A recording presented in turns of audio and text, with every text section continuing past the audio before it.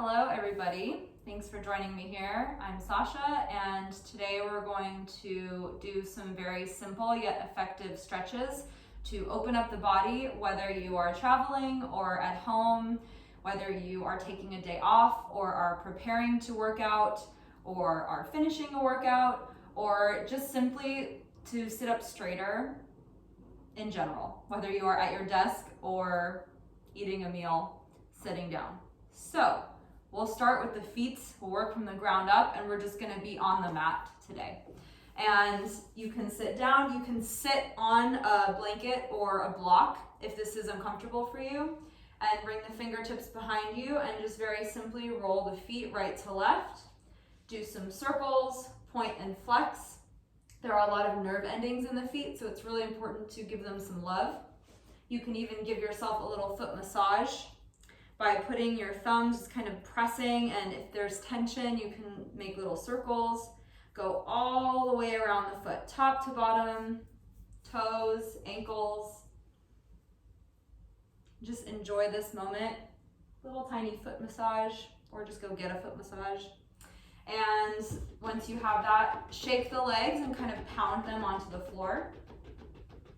Boom, boom, boom, boom, boom. So we'll start with the hamstrings. Open up the legs as best you can, and again, shake, shake, shake. If you want, you can turn a little bit right to left, just opening up. And you can put a block if you want down for your head in between your legs. Otherwise, just keep the legs as open as they go. They don't have to come hugely wide, like a huge split. And walk the arms forward. You can decide what you want to do today. So if you want to be like more active, you can really engage the legs and let the spine relax forward. You can also really relax the legs and let the spine soften.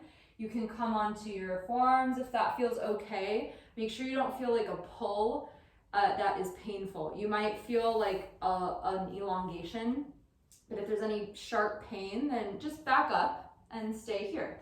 You can even just come here. You don't have to go all the way down. If your head comes down, great. If not, great. Sometimes you can stack your fists as well and put the head there. And just take a few breaths. When you're ready, come up. You can always pause this video and stay. Shake, shake, shake the legs back together.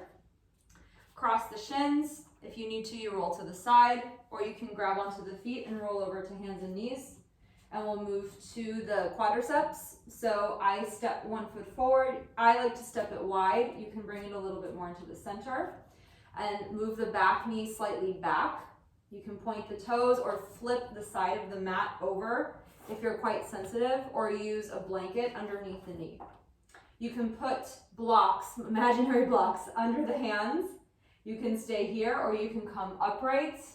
Hands can come on the hips or onto the thigh, and let the pelvis go down towards the floor. So this is option 1. You can stay here if this is nice. Option 2 is putting fingertips on the floor. Fingertips the same as the leg is extended, and turning up. Bonus, you have some space for the spine in this twist as well.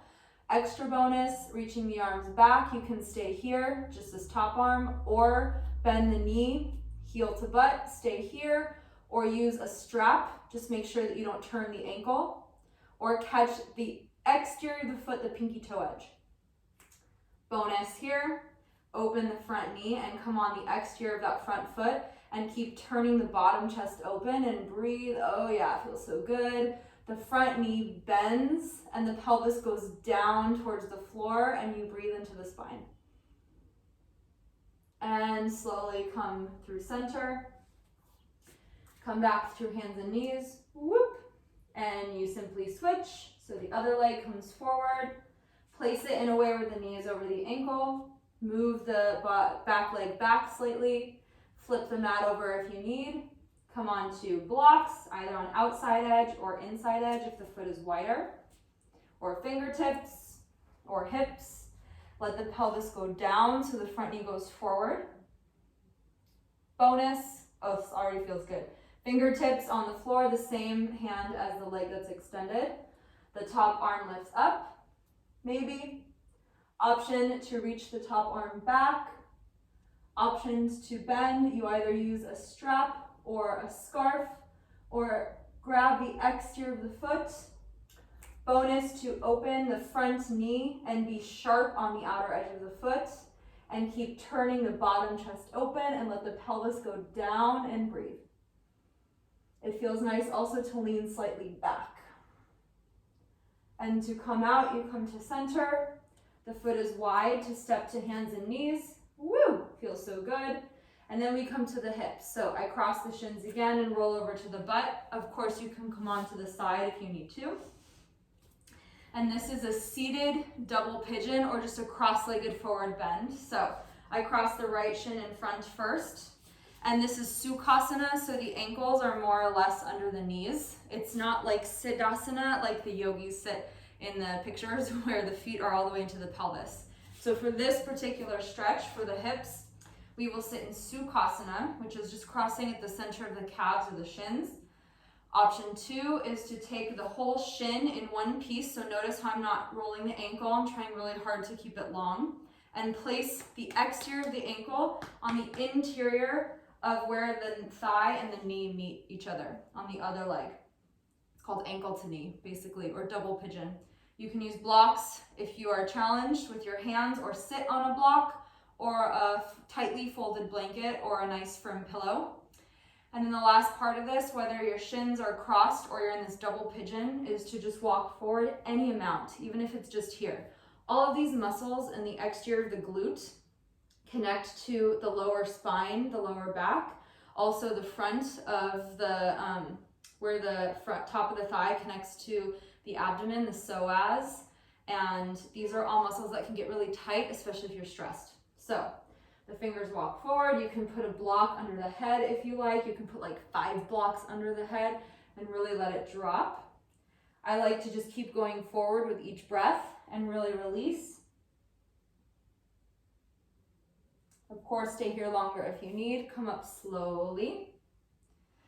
If you're an ankle to knee, be especially cautious. As you release, shake, shake, shake, and we do the other side. So the opposite shin either crosses in this Sukhasana shape, or you take care to place ankle to knee as best you can. You might have to put like a block or blankets underneath this top knee here.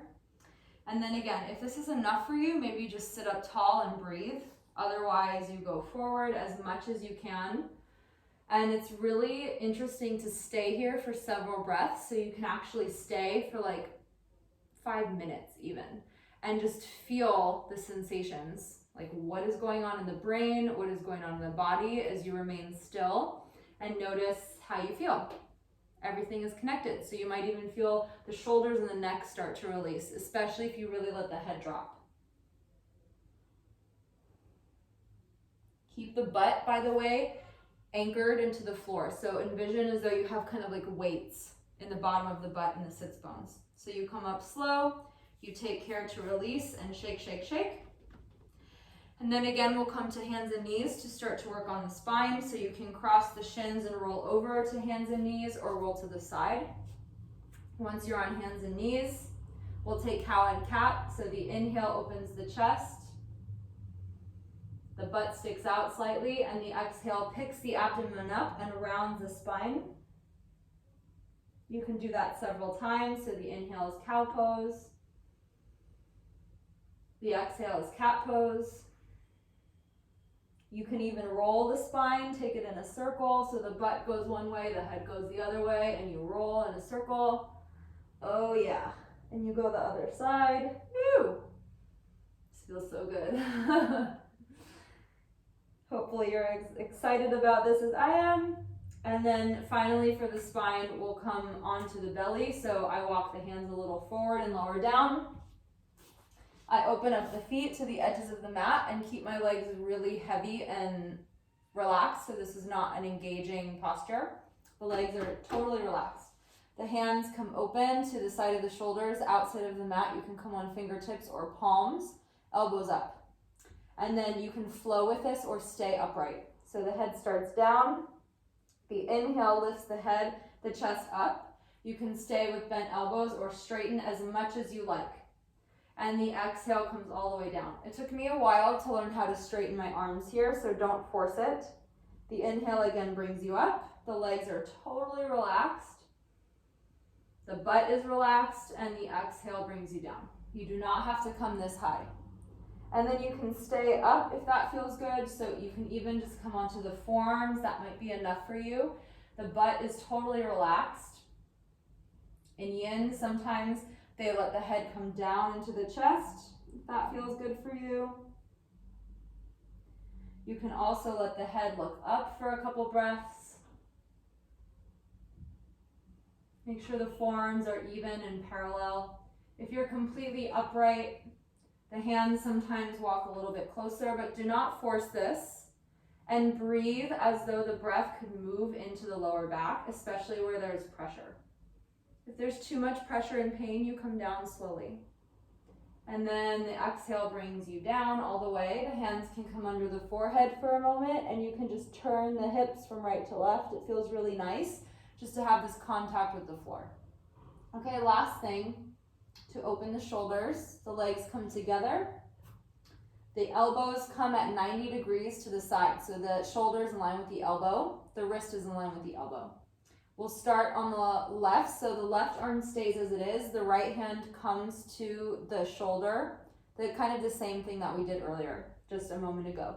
The right knee bends, heel to butt, and you roll onto the left side of the body completely. You can put the left ear on a block if you need, or a pillow.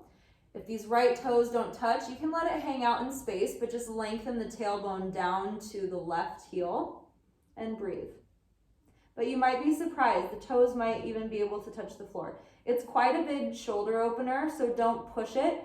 You might just need to stay here and just kind of roll slightly on the left side of the body, and that's okay too. Okay, and then you gently come back to center and come to center before doing the other side. So the left elbow bends, the left knee bends, and you roll onto the left side, or right side of the body, onto the right ear. So hopefully the toes touch. If not, they can hang out and you can roll really gently forward and back. Just take it easy. You could even put these toes on a pillow or a block and let this tailbone, the back of the body lengthen towards the right heel, and you gently come to the center and roll right to left. And breathe here for a moment before you come up to hands and knees. Just push yourself up equally and bring the big toes together. And put the butt on the heels for child's pose. If the butt does not go on the heels, or if you have knee pain, put a folded blanket behind the knees here, or put a folded blanket or pillows or many pillows under the heels so that the butt can totally release. The knees are just open enough to fit the torso, and the arms go forward, and the head rests, again, it can rest on a pillow or a block or blankets. So it goes down, the arms are long, and the butt is heavy as though you have like weights guiding the butt down and magnets guiding the fingers forward. Options here are to turn to one side, so you can walk the hands to one side and put the belly on top of that thigh and let the opposite butt be heavy and breathe on that side. You come to center before doing the other side, or you can take a twist, so one arm will go under the other. And you can, again, put the head on a block or a pillow or the floor. The butt is heavy because as it goes down and the top arm goes forward, and you breathe. You always come to center before you come upright. And you come up slowly and sit in any way you like. And just notice the effects for a moment. So as you sit, just be quiet and notice how you feel.